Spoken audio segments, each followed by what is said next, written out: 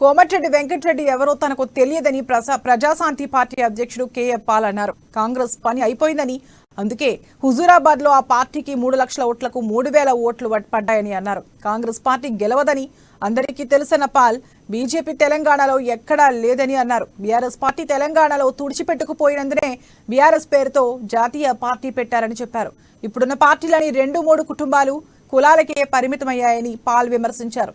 90% ప్రజలు తనకు సపోర్టుగా ఉన్నారని, వచ్చే ఎన్నికల్లో తమ పార్టీ అధికారంలోకి వస్తుందని ధీమా వ్యక్తం చేశారు. ఎందుకు పోస్ట్ మార్టం హరీబరీగా చేయించారు? ఎందుకు ఆ క్రైమ్ వెపన్స్ నా గొడ్డల్ని వాటిని సీజ్ చేయలేదు చంద్రబాబు నాయుడు గారు? దీనికి మీరే జవాబు చెప్పాలి. దీనికి 2 యాంగిల్స్ ఉన్నాయి. నేను 2 యాంగిల్స్ కూడా వారితో మాట్లాడాను. ఒకటి, మీరు లేదా మీ నాయకులు ఇది చేయించి సిబిఐ హైదరాబాద్ జడ్జి గారిని కలవడం జరిగింది. సిబిఐ ఇన్వెస్టిగేటివ్ ఆఫీసర్ల ముగ్గురితో మాట్లాడడం జరిగింది. చినరాజప్ప గారు టీడీపీ మంత్రి